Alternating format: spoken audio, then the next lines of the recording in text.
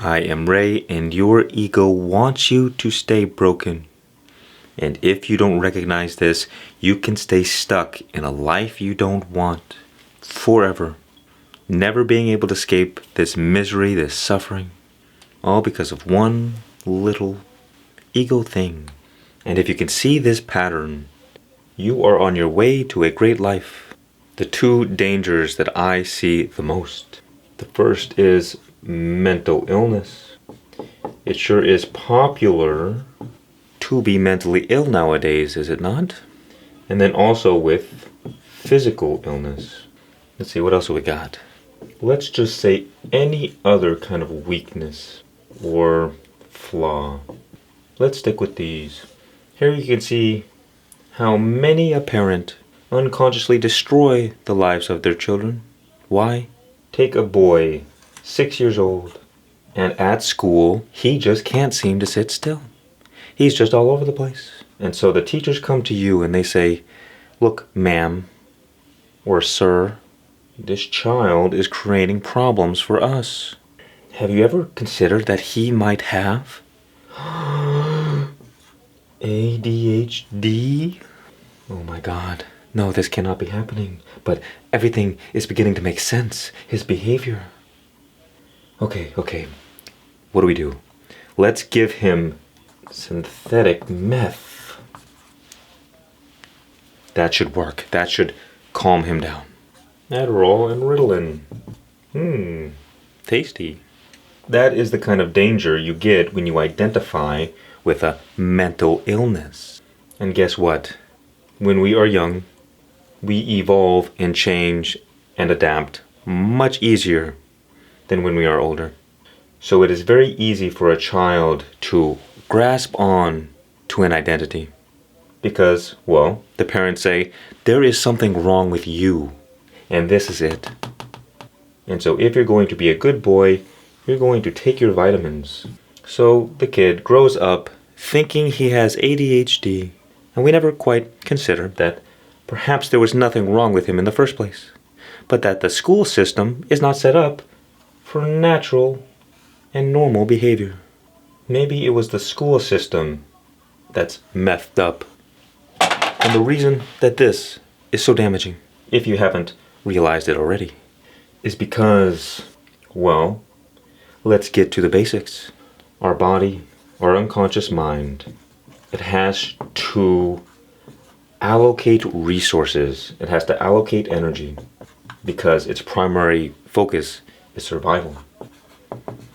And so, if you don't know this already, energy is the force of creation.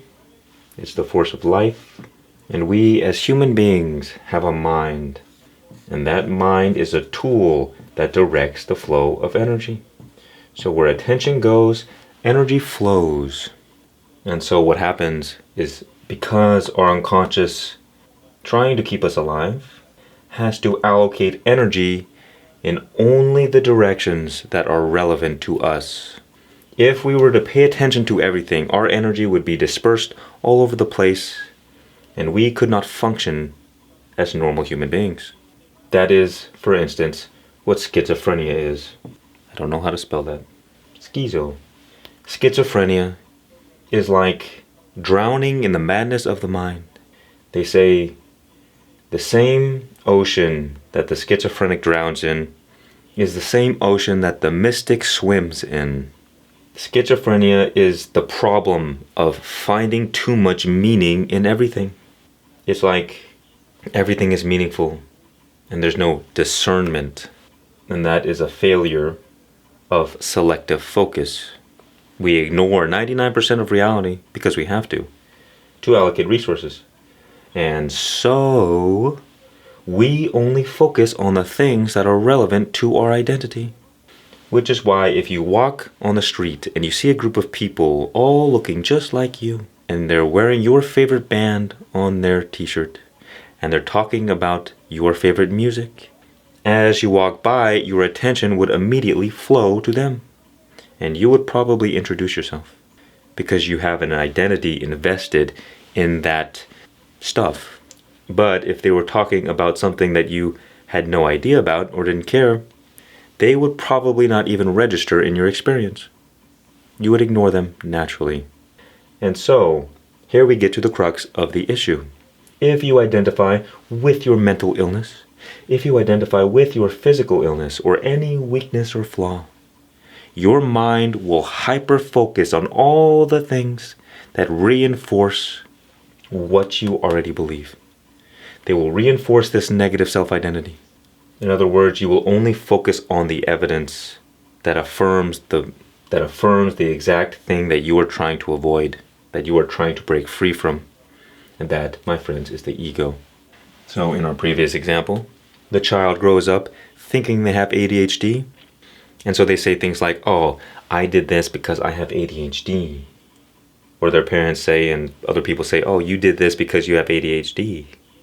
That is the reason for your behavior. Oh, it makes so much sense now. Wherever there is unknown, we just have to fill it with something, even if that something doesn't make any sense. We need an explanation. But it doesn't matter if that explanation is correct. So long as we can say, oh, at least I think I know.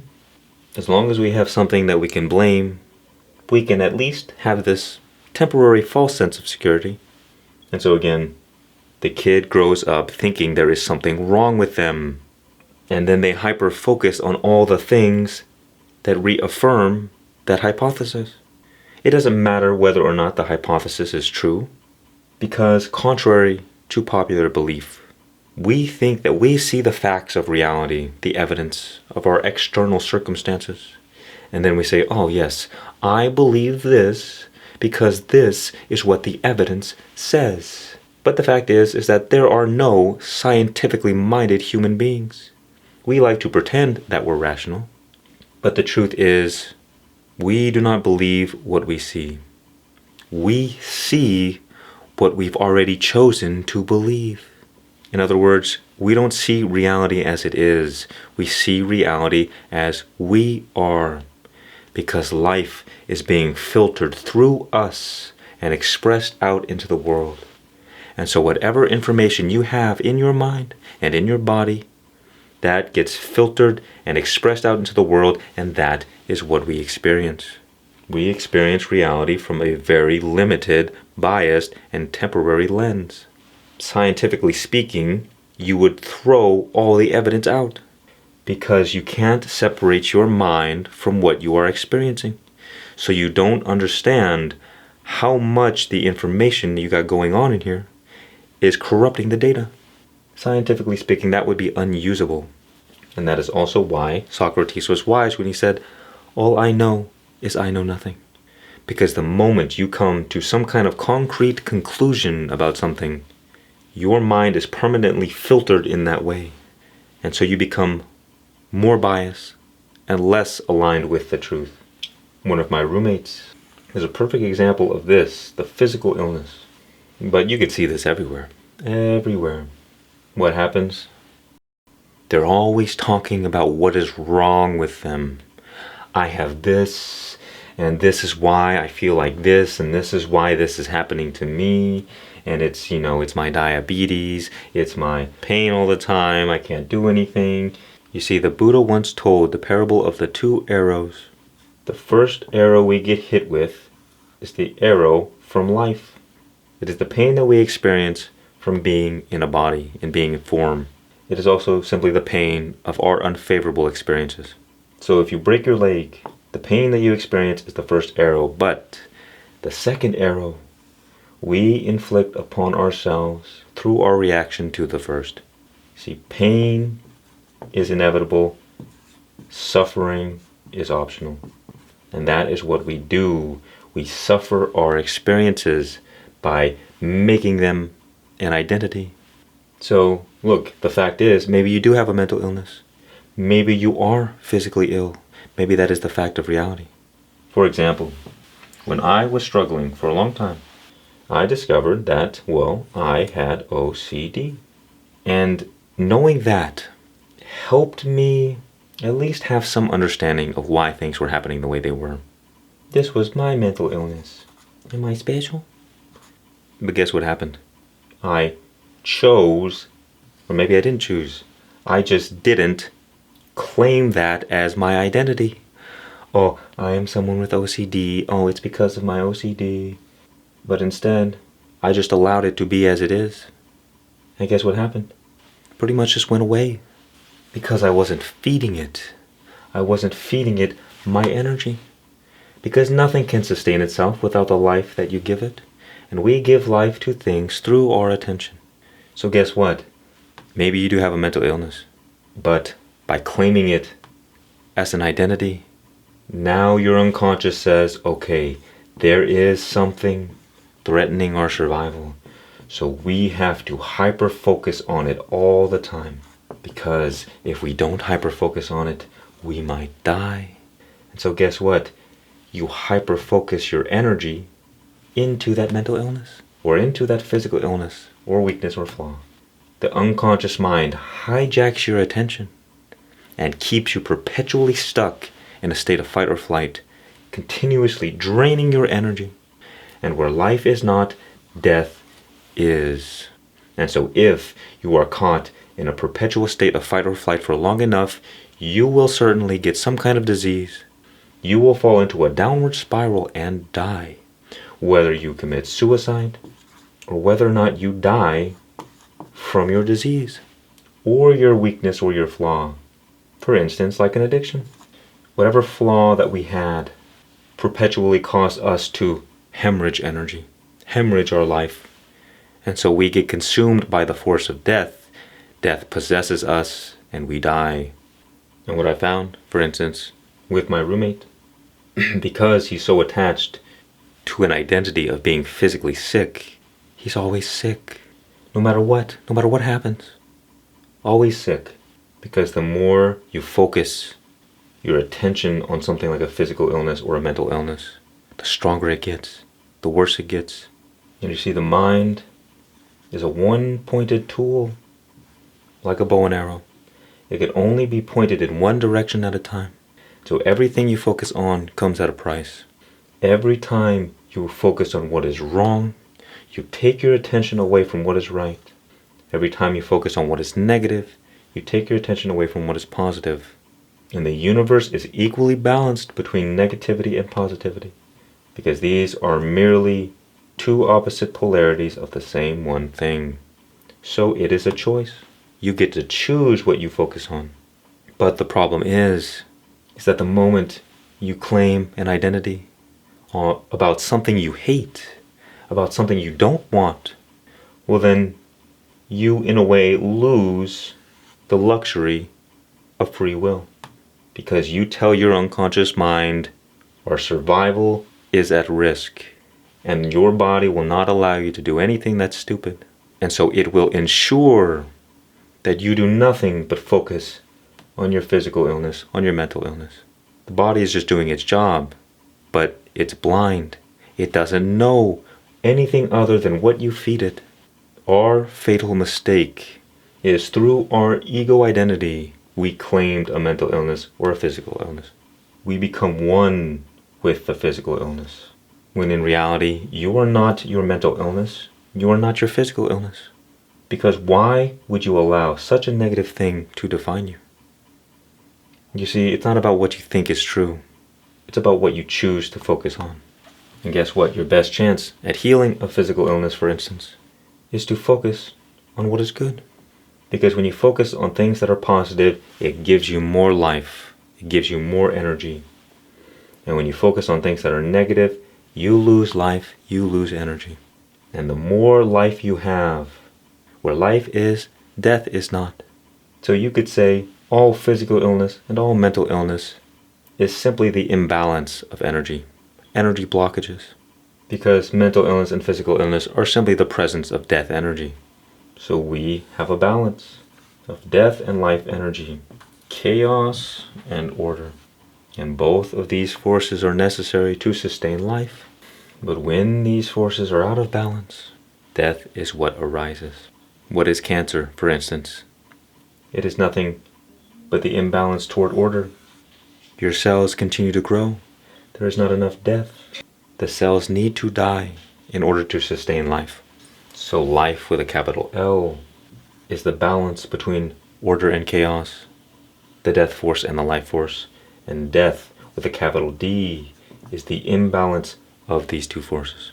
And what ego identity causes you to do, it causes you to hyper-focus on negativity, further affirming that reality of death, further affirming the exact reality, the exact thing that you're trying to avoid.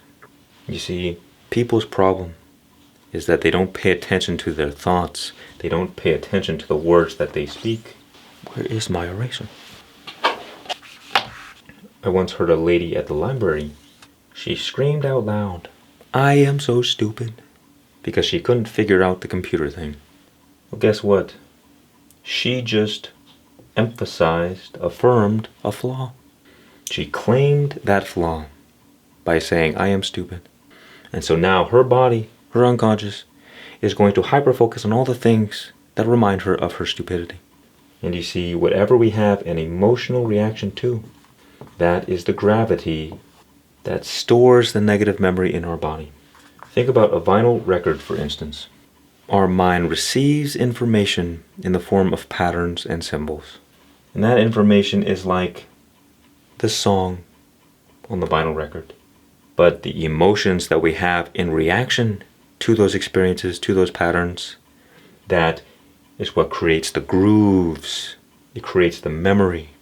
And so if you have a strong negative emotional reaction to something, let's say you encounter a problem or you make a mistake and you say, "I am so stupid." The stronger the negative emotion, the more deeply you ingrain that identity.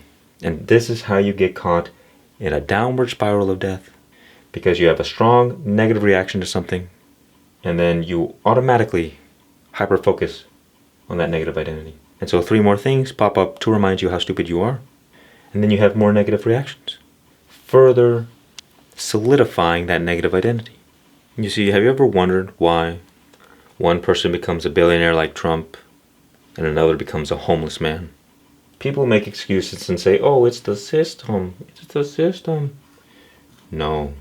The only thing that differentiates all of us is what we focus our attention on. Because energy is the force of creation. So the entire quality of the life that we create for ourselves is determined precisely by the quality of the things we focus our attention on. You see, there's 3 ways, and I can't tell you how to overcome a mental illness, and this is not medical advice. But if you want the best chance, this is what I would do. Whether a physical illness or a mental illness, it's the same. Mental illness can just simply be a bit trickier. There are 3 kinds of people with 3 kinds of success rates. Failure, maybe, success. Now, I don't know to what degree we have control over this. But again, this is the best chance. But I would say, generally speaking, if you have a physical or mental illness, the sure way to fail, for it to consume your life, is to focus on it and ruminate on it. That will exponentially hemorrhage your energy and bring you closer to death as fast as possible. So you focus on negativity. You lose your energy, you lose your life force, and you get consumed by death. Or maybe, let's use a specific example. That will work better. Let's say cancer. The sure way to not survive is to allow the fear to overwhelm you. Of course, the fear will arise. That is natural. The question is, how much do you ruminate upon it? How much do you reaffirm the fear? How much do you feed it? Oh no, I'm going to die. I begin thinking of all the negative things that are going to happen to me. All the pain, all the suffering, all the loss. Focusing on all that is wrong. Maybe you survive, maybe you don't. This is the fighter mentality. So in this case, your identity is, "Oh, I'm someone struggling with this. Poor me." This is, "I am someone struggling with this, but I'm going to fight it. I'm going to try. I'm going to do my best." And depending how strong you are, you might succeed, you might fail. But your highest chance of success is to not validate it at all. You focus on what is good. And even if you do not survive, you are still successful, because you took advantage of the time you were given We are all dying, just at different rates. And it's not about the length of our life. It's about the quality of our years. So even if there is something terribly wrong in your life, well, are you going to spend the rest of it in suffering, in pain, in negativity? Or are you going to make the most of every moment? You see, this is why God is such an important thing in our lives. Because if I say, well, God is in control, God has already worked everything out, whatever I go through, whatever problems with it, whatever struggles, are exactly what I need for my highest spiritual growth, then I automatically focus on what is good, and I don't allow myself to wallow in suffering. I may not understand it. I don't need to understand it. Because faith allows you to surrender all of this. Because this is what happens when we're too caught up with ourselves. Me, this is happening to me, my suffering, my problems. And this is what happens when you focus on others or you focus on God. Because you can surrender and say everything is okay. And when everything is okay, there's nothing negative to focus on. You see, we are all made in the image of God, which means that we are divine creators. If I were to get sick, I could overcome any disease. Because I understand my power. But those who do not know their power have no power, and the price of ignorance is slavery and death. Here is what I would do. You see, the Buddha once said, we are what we think. All that we are arises with our thoughts, and with our thoughts we make the world. So ask yourself this, what thoughts have you been having lately? Naughty. First of all, if I got sick, it would not matter to me. I mean, there might be a natural fear or anxiety that arises. That would soon fade.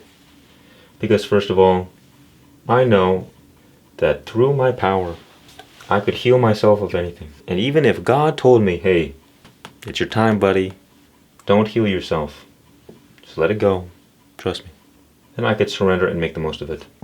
2 L's. But let's just, theoretically speaking, not medical advice, how would I heal myself of such a disease or a mental illness? Well, thoughts evoke emotions. So whatever thoughts you have, whatever thoughts you entertain, will evoke a similar emotion. So if you have a negative thought, you will have negative emotions. If you have a positive thought, you will cultivate positive emotions. And what are thoughts? Electrical impulses. And what are emotions? Chemical reactions. The reason I say this is because these things both have realities in the physical. Which means that every thought you have affects you physically. Every emotion you have affects you physically. Which means if you have sick thoughts, then you will have sick emotional responses. Which means that your body will produce chemical reactions that affirm a sickness. You create an environment in your body and in your mind that allow for sickness to proliferate. Just as how if you have a filthy room, you allow bacteria and mice and bugs and mold, you allow death to fester. So whether or not you are sick is essentially determined by your mental and physical hygiene. And your physical hygiene is a reflection of your mental hygiene. And vice versa. If you're sick in the body, you're going to have sick negative thoughts. Everything is holistic. Everything connects to each other. So guess what? If you want to cultivate a healthy physical environment, if you want the body to produce health, you need healthy thoughts. If you have life-promoting thoughts, it will create life-promoting responses. And where life is, death is not. You cannot have life-promoting thoughts and have death-promoting responses. I mean, I don't know how much more logical you can get. What you input, you will get output. But the problem is, people don't realize that they're sending out sick energy all the time. That by ruminating on your problems, on negativity, makes them worse. We will always create more of what we focus on. And you see, the problem with the ego is that it itself is a problem. But you see, the ego is but a tool. The problem is our identification with the ego. In other words, in a way, we say, I am my thoughts. I am my feelings. We identify with our illness. I am my cancer. I am my diabetes. I am my problems. And so we get entangled with them and they drag us all over the place. But when you realize that you are not your thoughts, well, guess what? They stop having such a pull over you. And we have to realize that the ego feeds off of problems. It feeds off of conflict. The ego is always going to war with something. It needs the negativity to survive. So it has a vested interest in keeping you stuck. When the ego is not your friend, I call it the monster mind. Think about this. The ego can either be a grasshopper or it can be a locust. The monster mind is like a parasite. It has no power of its own, so it has to feed off your power. But the monster mind is also like a vampire. It can't just steal your power. It can't infringe upon your free will. And like a vampire, it has to ask for your permission to allow it in. And we allow it in by believing our thoughts. We believe the lies that it tells us. Lies like, you are no good, you are sick, you will never amount to nothing, you're going to die, things are going to go bad, things are going to go wrong. It plants these seeds of deceit to evoke fear in you. And through that fear it feeds. And guess what? The worst part of it is that nobody knows it's even there. Because the moment you realize that it is there, is the moment its existence is threatened. So what does it do? It has to make believe that you are the one in control. Because if you believe that you are free, you would never for one moment consider the fact that you are a slave to an unseen force, that there is a thing attached to you, draining you of your energy, draining you of your life. And it's simple. All that the monster mind needs to do is hijack your attention. Because as long as it has your attention, it has your energy. So it gets you to focus on negativity. And the more power you give away, the more power it gets, and the less power that you have. That is why we often enter into a slave-tyrant relationship with ourselves, with our mind. Whether through an addiction, whether through your negative thoughts, whether through your negative identities. You see, once the monster mind gets you to identify with a problem, to identify with a negativity, you become a negativity printing machine that automatically, without any effort, focuses on negativity. That is why you see people who are always negative. And we get addicted to this negativity. But it's not really you that's addicted, it's the monster mind. You are the helpless little individual, the helpless little you, being taken advantage of. And so you see, the monster mind relies on your ignorance, because it is only in our ignorance that we give our power away of our own free will. We freely consent to giving our life away, because at some point along the way we chose to focus on negativity. We allowed it in. And the more it works its way into you, the harder it is to get rid of. Now, as the spiritual teacher Muji once said, a thought has no power. You have all the power, but you give your power away through your identification and belief in the thought. This right here is the biggest impediment to freedom, to enlightenment, to spiritual growth. Because the monster mind, the parasitic ego, it has a vested interest in keeping you a slave. And so anytime you receive information that could potentially free you from its grasp, it will hijack your attention and prevent you from being able to focus. I tried this as an experiment with my friend one time. I would always listen to him share the same negative stories about, oh, woe is me, and this person did this to me, and this is why my life is the way it is. The same story all the time. And one day I got tired of this. And I said, maybe I'll just try to tell him as it is. Tell him straight up. And the moment I began speaking, as if right on cue, his attention would immediately dart all over the room, and he would not be paying attention to me at all. Oh, I gotta find my vape. I gotta do this. I gotta do that. This random thing. It wasn't him. It was the monster mind hijacking his attention. Because ignorance, unconsciousness, darkness, that is where the demonic reigns. So the monster mind cannot survive the light of your awareness, the light of truth. The monster mind, the ego, is an illusion. Its very nature is insecure. And so that is why its existence is rooted in fear. One easy example is with religion. You see, people attach themselves to a religion, but there's really no depth. It's all kind of surface level. It's all ego identity. And so the moment you question their religion, the moment you say something against it, what happens? They get angry, they get emotional, they get triggered. Why? Because the monster mind has to trigger their emotional state so that they have no resources to put toward the logical mind. The emotional mind hijacks their energy to keep them from being able to receive the truth that would permanently destroy the illusion of the ego, the monster mind, or their chosen identity. That is why you can present someone with clear, factual evidence, and it will not matter. They will literally be unable to see it, because we only see things that are aligned with our chosen identity, which oftentimes is chosen by the monster mind. That is why you have to be careful when you're talking to someone. You have to see, are they interested in the truth? Because a lot of people, they only want one of two things from you. They either want you to agree with what they're saying, or they want you to shut up.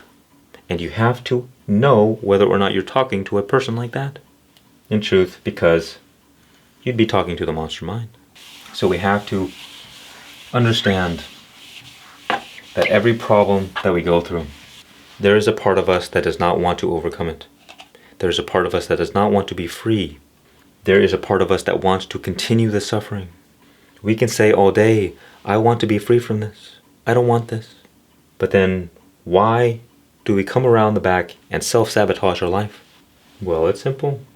As I said, we receive information in the form of patterns and symbols, and our body integrates that information through emotions. You see, throughout our life, our body is always paying attention. Anytime you have a strong emotion to something, your body takes a snapshot and it records whatever information you are experiencing. And so over time, it paints a picture of who you are and what kind of reality you are living in.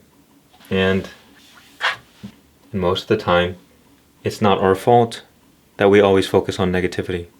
Because what determines of whether or not you're a negative person is how many negative experiences you've had. And oftentimes that is outside of our control. So the more negative experiences you have had, the stronger your negative self-identity will be. So for instance, if you grew up and you were always sick, you're always feeling negative about being sick because being sick sucks. And over time, your body paints a picture and says, okay, this person is sick all the time. They are a sick individual. And because sickness is directly related to survival, because of this negative self-identity, it will cause you to hyper-focus on being sick, on all the information that reaffirms sickness. And so when you consciously say, no, I want to be healthy, well, your unconscious identity says, no, well, you're sick. You're sick and you need to focus on that, because if you don't, we could die. Obviously, the unconscious kind of sabotages ourselves, but it's also because we don't understand how our system works. If you try to be healthy, but your unconscious identity says you're sick, you will revert back to this, because the unconscious mind is far older and far more powerful than your conscious mind. Humans have been around the oldest, like 3 million years. The unconscious identity, the unconscious mind includes all of the previous lineage of life on Earth. hundreds and hundreds and hundreds of millions of years old. So this wins at the end of the day. And so the way to change our unconscious identity, we have to speak the language of it. We have to speak the language of the body. So we first become aware of where we're directing our attention, becoming conscious of our tendency to ruminate on negativity, to ruminate on negative thoughts, to feed a negative identity. And the more aware we can become, the more we can stop ourselves from snowballing out of control. We can stop the downward spiral. So first we have to stop reinforcing negativity, and then we add positivity into the equation, which is we consciously implant positive thoughts in our mind. If you don't do this, you'll resort to whatever is the default. So what this looks like, what I would do if I got sick, every morning throughout the day and at night, I would say to myself, I love being healthy. I love my healthy body. Thank you for such a healthy body. I'm so blessed that I am healthy. All day, every day, I would focus on things that I love to do. I would focus on having fun.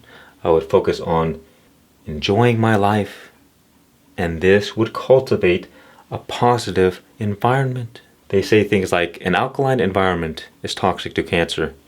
But a better way of putting it is that a positive environment is toxic to negativity. And a negative environment is toxic to positivity. Where life is not, death is. And vice versa. And because your unconscious only knows the information that you feed it, eventually this information gets through and the unconscious says, oh wait, okay, they're healthy. So it produces healthy chemicals. With the vinyl record example, you essentially clean the grooves and rewrite new information, a new song. And then what happens? A positive feedback loop of life. Instead of your unconscious hijacking your attention and causing you to focus only on negativity, your unconscious then hijacks your attention to focus only on positivity. It will take no effort once you reprogram your unconscious mind. And this works for anything. Any problem that you are experiencing in your life arises because there is a negative self-concept. And worse, there could be both a negative unconscious identity and a negative conscious identity. So think about at least one problem that you're going through right now. One pattern that you just can't seem to escape no matter how hard you try. And you will understand why. Because we be, we do, we have. Who we are, our identity, causes us to behave in certain ways that results in certain consequences. So our identity influences our behavior, and ultimately what we get. Think about this. Behave. Be. Behave. Have. Wow. If you want the formula for life, here it is. The formula for success. If you identify with being sick, you will behave in a way that reaffirms that sickness. If you have a negative self-identity with money or resources or survival, you will behave in a way that reaffirms lack. If you have a negative self-identity around relationships, you will behave in a way that causes you to sabotage your relationships. All it is a negative self-identity. And so the first step is, well, consciously changing your conscious identity. Because we can only change two things in this life. Our conscious thoughts and our conscious actions. But guess what? In order to change our unconscious identity, we have to change our feelings. But we have no power to change our feelings directly. Otherwise, you'd feel good all the time. So we can only change our thoughts to influence our feelings, to influence our unconscious mind. Or we change our actions to do so. So the first step is saying, oh, wait a minute. I don't want to be sick anymore. Begin paying attention. Are you identifying with your mental illness, with your physical illness, with a flaw? The first step you have to take is saying, no, I want to live a better life. I don't want to focus on negativity anymore. And you constantly remember, constantly reaffirm this new identity. Because what will happen is that because the negativity is the default, you'll kind of keep reverting back to it. So, get to direct your attention in a negative way or a positive way. Naturally, you might be drawn to negativity, but then you have to snap out of it. Snap out of the hypnosis. That's why awareness is key. You realize what you're doing. You realize your tendency to ruminate on negativity. And then you say, wait, no, I do not want a worse life for myself. Because, guess what? You can't add gasoline to a fire and expect it to go out. You can't be going through a negative situation and expect it to be resolved by focusing more on negativity. Negativity plus negativity is just more negativity. You have to neutralize the negativity, or you learn how to not react. So, when a situation comes, when the problem comes, for a long time, let's take, for instance, we'll keep it on health. So let's say some pain comes in the body.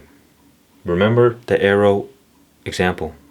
When the pain comes, you have 3 options. You either react negatively to the pain, you don't react, or you begin focusing on something that is good. Now you can see why this would be inherently difficult, but this is only a habit. This example we used pain, but we could also use a negative thought, or a negative experience, or when a bill comes in the mail, you have the opportunity to get worried and anxious about it, or you have the ability to say, it's all okay, I'm not going to worry about this. And if you do not react, you stop feeding the negative identity. And if you can add positivity on top of that, you exponentially clear away that negative memory. You see, because the fact is, whether or not how hard it is, if you experience some pain because of a health issue, the pain isn't going to get any better by focusing on negativity. It's just not. And so if you actually want to solve the problem, your best chance is by finding a way to direct your attention elsewhere, or to not react. In other words, to sit with the pain, because oftentimes we're just naturally reactive. So you might have a negative thought and say, oh no, I don't want this thought, I don't want this thought. And what you resist persists. So the more you resist the pain, the more you resist the negative thought, the worse it gets. But you have the power to observe, to be aware, because there is a part of you that is your true nature, that is transcendent, meaning it does not experience any pain, it does not experience suffering, it does not experience problems, it does not experience struggle. There's an aspect of you that is already completely free from everything. And that part of you is called awareness. Awareness is not in pain. But guess what? Because we are attached to our ego identity. When we experience pain, we say, I am in pain. We identify with the pain. So we become one with the pain. And that is the second arrow, the suffering. But guess what? If you observe the pain, if you observe the negative thought, if you observe the problem, you naturally create non-attachment. Because in order to observe something, there always needs to be 2 things. An object of your observation and a subject that is you to observe that object. So whatever you observe, it cannot be you. Through your awareness, through your observation alone, you disidentify with the pain, with the thoughts. And so instead of saying, I am in pain, you say, there is pain. And everything is a changing experience. And you see, oh, well, this too shall pass. When you break reality down to its fundamental elements, there are only 2 things that exist. There are an infinite array of changing experiences upon the backdrop of an unchanging awareness. You are that awareness, but we identify with our changing experiences. Our body changes and we say, oh, well, I am my body, of course. Our mind changes and we say, oh, well, I am my mind. Our personality changes and we say, oh, I am my personality. I am my thoughts. Our thoughts change. What is it that does not change? When you find the answer to this, you have awakened. An awakening that leads to enlightenment is freedom from suffering, because you align yourself with the one who is already free. It is simply our living in ignorance of our true nature that causes us to identify with a mental illness, with a physical illness, with a flaw. We are a slave to the ego, but the only prison in existence is the prison of our own mind, and we are the jailer. And this prison is made up of nothing but thoughts. Illusion, ignorance, darkness cannot survive the light of your awareness. It cannot survive the light of truth. So seek the truth and you will find. Seek freedom from the pain, from the problems. Don't identify and get caught in it, because that is what it means to be a slave to the monster mind, the parasitic force that is feeding off our energy and killing us. And the monster mind does not care if it kills us, because it is not bound to physical reality. So it can just hop from one host to another. So if you want to have health, if you want to have abundance, if you want to have love and friendship, don't worry so much on the action. We think that to have more means to do more, but in truth, it means to be more, because the more you are, the more you act in ways that allow you to receive more. And if we want to change our identity, first it begins with consciously making the decision to be healthy, to live in abundance, to live in a loving way. And then we can reprogram the unconscious identity by not allowing ourselves to ruminate on negativity and reinforce that negative identity. And then to add positive thoughts. We reframe our attitude, our mindset, to look toward what is good, or to look toward God. We neutralize the negativity and then we inject positivity. And the more positive things we focus on, the more positive thoughts, the more positive reactions, the more positive feelings we will have, which will communicate to the unconscious, oh, we need to change some things. This person is healthy now. This person is living in abundance now. This person has the best social life. This person has love. And as within, so without. Our outer reality is a reflection of what is within. And so when we change ourselves, our outer reality begins to reflect that change. And we can create any reality we desire, regardless of our external circumstances. I am Ray. Visit my cool store. Much peace and many blessings. And remember, just be.